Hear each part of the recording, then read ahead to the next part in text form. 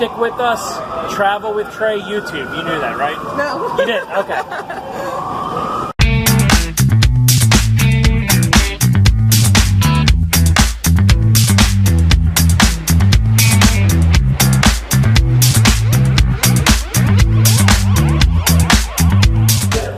Exploring the center city in Philadelphia, and we're going to move around a little bit today. We're going to try to see a Japanese garden.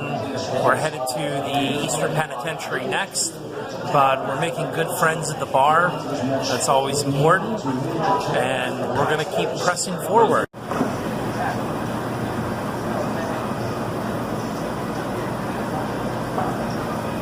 We are in McGillen's right now, the oldest bar in Philadelphia, and we're going to have a beer here right now, but we're not sure what we're going to drink, so we'll see what happens. We'll see what happens.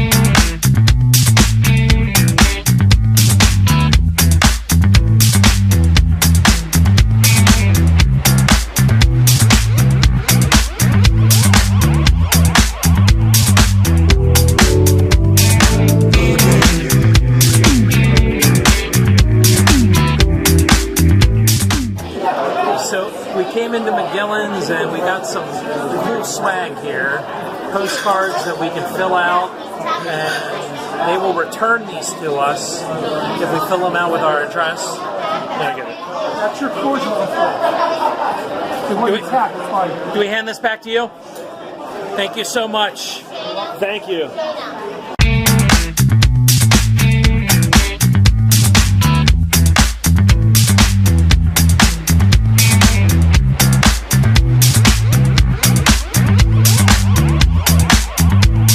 We're trying to park the car right now. We're in Fairmount Park, somewhere in Philadelphia, and we just saw a cricket game. How many of you have seen a match? It's a cricket match. How many of you have seen a cricket match? Well, we never have, so we're going to go over, and Chris wants to be a batsman. And to see if they're going to let me hit. So we're going to try it. I don't even know how to play.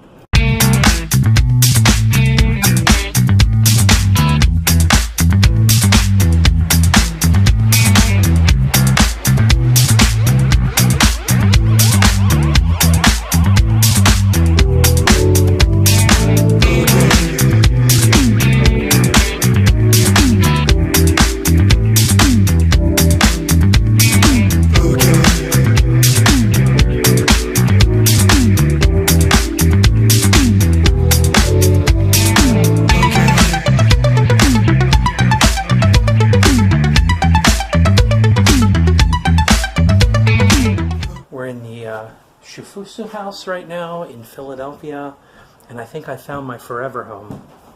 This is really cool. Check this out.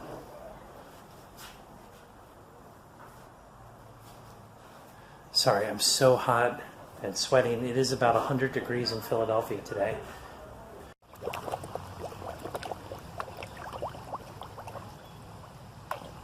So I, the host, if I were the host, would be over here the entire time. And the tea heating area is also right next to me because I need to prepare the tea for you. So you have two options of doing it above or below ground because it's really hot in here and it gets really cold in here. So it's a kind of functional space in that way to try to accommodate those different times of the year. So you can do it above ground, or if you just take it off, this little square comes right out and it shows you how thick the tiny mat are. It's about like that. And there's just like a hole. And it's inlay because when you put the kettle and braise your coals down there, you want to prevent fire, and you would keep the tea down there if you wanted to. Interesting. So a few ways to use that space. There's different instruments involved in tea ceremony, a few which I grabbed, and they all go in line with the concept that came from tea ceremony that is called wabi-sabi. So wabi means that you appreciate things for their natural beauty, how they naturally occur.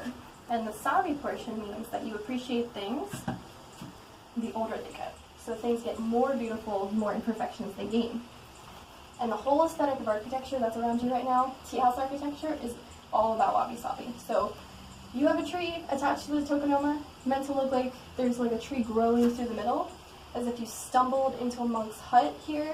It's supposed to look very inexpensive, very organic, lots of asymmetry, all of that, very simple borders, no designs on the borders of the tatami mats. The instruments that you use, became mostly to be bamboo. The idea so that you could go out, anybody, no money or not, cut down a piece of bamboo, and with some effort, make these.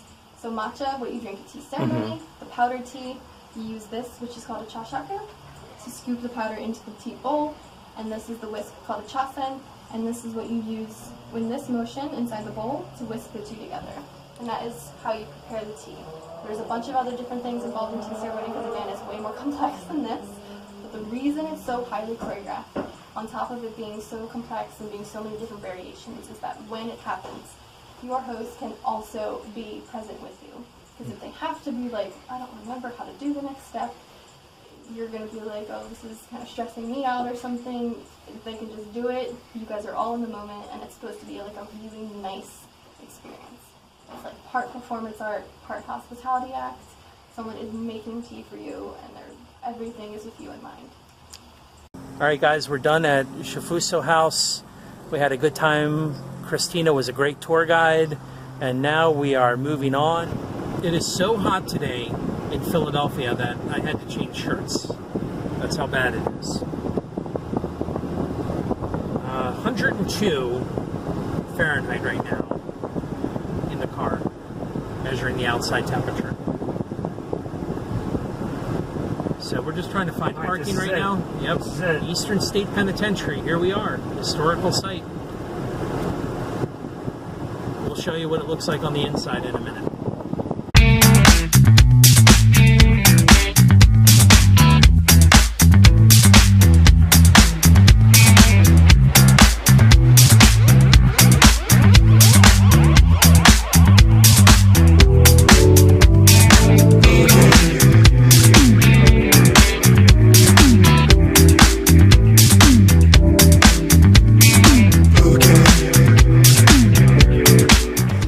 Guys, we made it to Eastern State Penitentiary.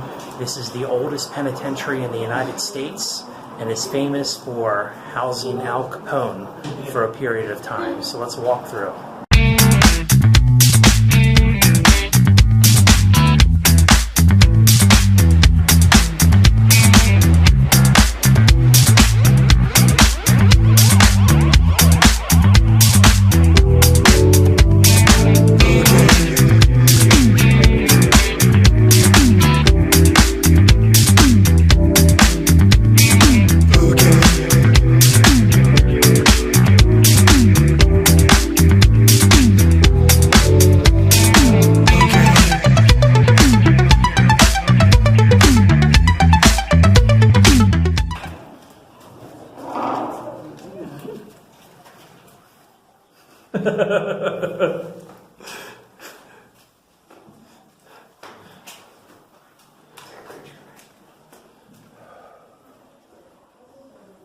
What are you thinking about? Getting out. What did you do? Don't ever ask a man what he did. You ask him what he's been convicted of, what he's been tried for, but you never ask a man what he did. So between 1970 and 2010, the population of incarcerated citizens grew by 600%. And that's what this graph here represents. It's pretty amazing, profound, and tragic at the same time.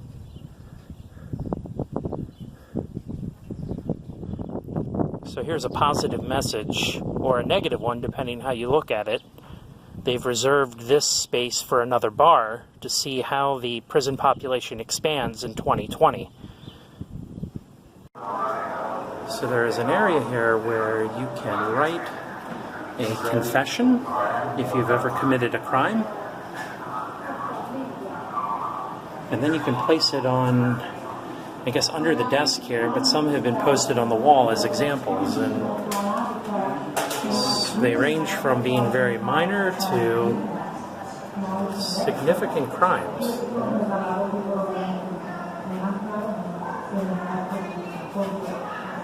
So there is a mass incarceration exhibit here, and one of the first questions they ask you is this. Have you ever broken the law? Yes or no? Which way should I go?